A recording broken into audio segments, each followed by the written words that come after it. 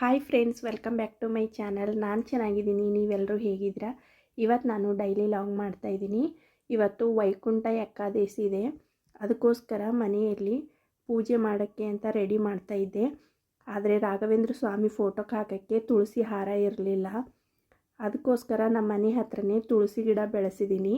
ಅದರಿಂದನೇ ತುಳಸಿ ಎಲೆನ ತೊಗೊಂಡು ಬರೋಣ ಅಂತ ಹೋಗ್ತಾಯಿದ್ದೀನಿ. ನೋಡಿ, ಅಲ್ಲಿ ಪಾರ್ಟ್ ಕಾಣ್ತಾ ಇದೆಯಲ್ಲ, ಆ ಪಾರ್ಟಲ್ಲಿ ತುಳಸಿ ಗಿಡ ಬೆಳೆಸಿದ್ದೀನಿ. ಅದಕ್ಕೆ ಸ್ವಲ್ಪ ನೀರು ಹಾಕಿ ಆಮೇಲೆ ತುಳಸಿ ಎಲೆನ ತೆಗೆಯೋಣ ಅಂತ ತೆಗಿತಾ ಇದ್ದೀನಿ.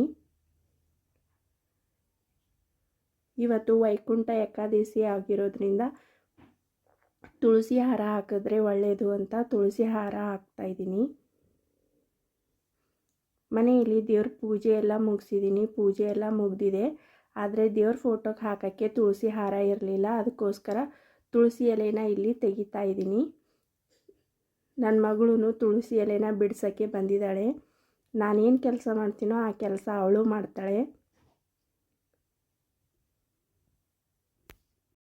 ತಿಂಗಳಲ್ಲಿ 2 ಸಾರಿ ಏಕಾದಶಿ ಬರುತ್ತೆ.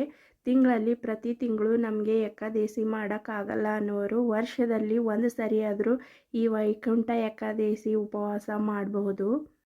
ಕೆಲವೊಬ್ಬರು ಪೂಜೆ ಮಾಡಬೇಕಾದ್ರೂ ಟೈಮ್ ನೋಡಿ ದೇವ್ರ ಪೂಜೆ ಮಾಡ್ತಾರೆ. ಆದರೆ ನಮ್ಮ ಮನೆಯಲ್ಲಿ ಆ ಥರ ಏನೂ ಸಂಪ್ರದಾಯ ಇಲ್ಲ, ಇಷ್ಟೇ ಟೈಮಿಗೆ ಪೂಜೆ ಮಾಡಬೇಕು ಅಂತ. ಆದರೆ ನಾರ್ಮಲಾಗಿ ಹೇಳಬೇಕಂದ್ರೆ ಬೆಳಗ್ಗೆ ಬೇಗ ಪೂಜೆ ಮುಗಿಸಿರಬೇಕು ಅಂತ ನಮ್ಮ ಮನೆಯಲ್ಲಿ ದೊಡ್ಡವರು ಹೇಳ್ತಾರೆ. ಅದೇ ಥರ ನಾವು ಆದಷ್ಟು ಬೆಳಗ್ಗೆ ಬೇಗ ಎದ್ದು ದೇವ್ರ ಪೂಜೆ ಮುಗಿಸ್ತೀವಿ. ಅದು ಬಿಟ್ಟು ಟೈಮ್ ಎಲ್ಲ ನೋಡಿ ಏನು ಪೂಜೆ ಮಾಡಲ್ಲ.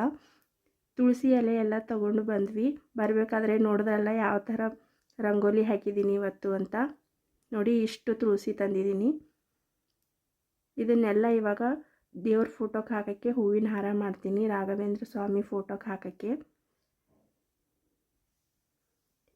ಇವತ್ತು ಏಕಾದಶಿ ಆಗಿರೋದ್ರಿಂದ ರಾಘವೇಂದ್ರ ಸ್ವಾಮಿಗಳ ಫೋಟೋಕ್ಕೆ ಹೂ ಮುಡಿಸೋ ಹಾಗಿಲ್ಲ, ಅದಕ್ಕೋಸ್ಕರ ತುಳಸಿ ಎಲೆನ ಹಾರ ಮಾಡಿ ಹಾಕ್ತಾಯಿದ್ದೀನಿ. ನೀವು ಎಲ್ಲ ಯಾವುದಾದ್ರೂ ವ್ರತ ಮಾಡ್ತೀರಾ, ಯಾವುದಾದ್ರೂ ಗುರುಗಳನ್ನು ನಂಬ್ತೀರಾ ಅಂತಂದರೆ ಕಮೆಂಟ್ ಮಾಡಿ ಹೇಳಿ. ಯಾವ ಗುರುಗಳನ್ನು ನಂಬ್ತೀರಾ, ಯಾವ ದೇವ್ರಿಗೆ ನಂಬ್ತೀರಾ ಅಂತ. ನಾನು ದೇವ್ರಂತಂದರೆ ವೀರಭದ್ರೇಶ್ವರ ದೇವರಿಗೆ ತುಂಬ ನೆನಿತೀನಿ. ಮತ್ತು ಗುರುಗಳಂದರೆ ಸಾಯಿಬಾಬಾ ಮತ್ತು ರಾಘವೇಂದ್ರ ಸ್ವಾಮಿಯನ್ನು ನೆನೆಸ್ಕೋತೀನಿ. ನೋಡಿ ಯಾವ ಥರ ಪೂಜೆ ಮಾಡಿದ್ದೀನಿ ಅಂತ.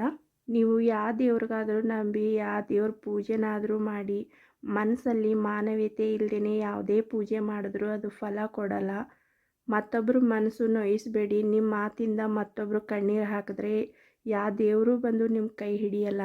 ನೀವು ಒಳ್ಳೆ ಕೆಲಸ ಮಾಡಲಿಲ್ಲ ಅಂದರೂ ಪರವಾಗಿಲ್ಲ, ಕೆಟ್ಟ ಕೆಲಸ ಮಾಡೋಕ್ಕೆ ಹೋಗಬೇಡಿ. ಕೆಟ್ಟ ಕೆಲಸ ಮಾಡೋರಿಗೆ ಸಪೋರ್ಟ್ ಕೂಡ ಮಾಡೋಕ್ಕೆ ಹೋಗಬೇಡಿ.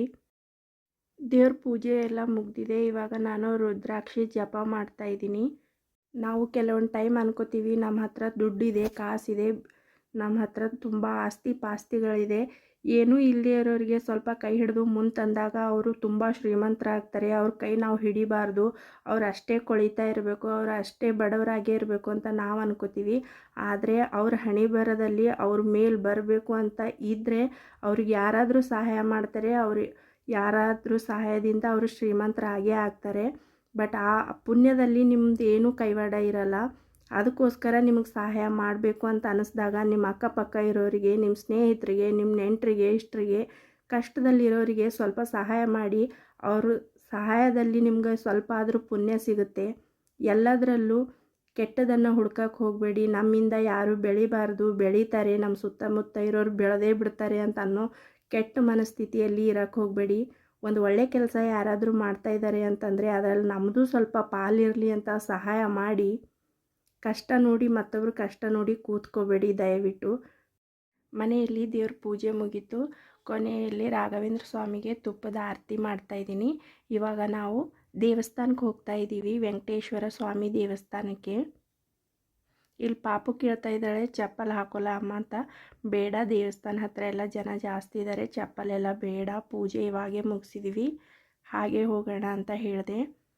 ಹಾಗೆಯೇ ತುಳಸಿ ಹಾರ ತೊಗೊಂಡಿದ್ದೀನಿ, ಹೂ ತೊಗೊಂಡಿಲ್ಲ, ಕಾಯಿ ಹಣ್ಣು ತೊಗೊಂಡು ಇವಾಗ ದೇವಸ್ಥಾನದ ಹತ್ರ ಬಂದ್ವಿ. ಇವತ್ತು ವೈಕುಂಠ ಏಕಾದಶಿ ಆಗಿರೋದ್ರಿಂದ ದೇವಸ್ಥಾನದ ಹತ್ರ ತುಂಬ ಜನ ಇದ್ದರು. ಲೈನಲ್ಲಿ ಒಂದು ಅರ್ಧ ಗಂಟೆ ನಿಂತ್ಕೊಂಡು ದೇವಸ್ಥಾನದ ಒಳಗಡೆ ಹೋದ್ವಿ. ದೇವಸ್ಥಾನದ ಒಳಗಡೆ ಹೋದ್ಮೇಲೆ ತುಂಬ ಖುಷಿ ಆಯಿತು. ಯಾಕಂದರೆ ನಾನು ತೊಗೊಂಡು ಹೋಗಿರೋ ತುಳಸಿ ಹಾರನ ದೇವ್ರಿಗೆ ಹಾಕಿದ್ರು. ಇಷ್ಟು ಲೈನಲ್ಲಿ ನಿಂತ್ಕೊಂಡು ಇಷ್ಟು ಜನಗಳ ಮಧ್ಯೆ ನಾನು ಕೊಟ್ಟಿರೋ ತುಳಸಿನ ದೇವ್ರಿಗೆ ಹಾಕಿದ್ರಲ್ಲ ಅಂತ ತುಂಬ ಖುಷಿ ಆಯಿತು. ಮನೆಯಲ್ಲಿ ದೇವ್ರ ಪೂಜೆ ಮುಗಿಸಿ ನಾವು ವೆಂಕಟೇಶ್ವರ ಸ್ವಾಮಿ ದೇವಸ್ಥಾನಕ್ಕೆ ಹೋಗಿ ದೇವ್ರ ದರ್ಶನ ಮುಗಿಸ್ಕೊಂಡು ಮನೆಗೆ ಬಂದ್ವಿ. ಹೊಟ್ಟೆ ತುಂಬ ಹಸಿವಾಗ್ತಾಯಿತ್ತು. ಹೋಗಬೇಕಾದ್ರೆ ಮನೆಯಲ್ಲಿ ಇಡ್ಲಿ ಸಾಂಬಾರು ಚಟ್ನಿ ಮಾಡಿಟ್ಟಿದ್ದೆ. ಬಂದು ಬೇಗ ತಿನ್ಕೊಂಡೆ. ಇವತ್ತಿನ ವಿಡಿಯೋ ಇಷ್ಟೇ ಸ್ನೇಹಿತರೆ. ನನ್ನ ವಿಡಿಯೋ ನಿಮಗೆ ಇಷ್ಟ ಆದರೆ ದಯವಿಟ್ಟು ಲೈಕ್ ಮಾಡಿ, ಶೇರ್ ಮಾಡಿ, ಕಮೆಂಟ್ ಮಾಡಿ ಮತ್ತು ಸಬ್ಸ್ಕ್ರೈಬ್ ಆಗಿ. ಮುಂದಿನ ವಿಡಿಯೋ ಜೊತೆ ಮತ್ತೆ ಸಿಗ್ತೀನಿ. ಧನ್ಯವಾದಗಳು.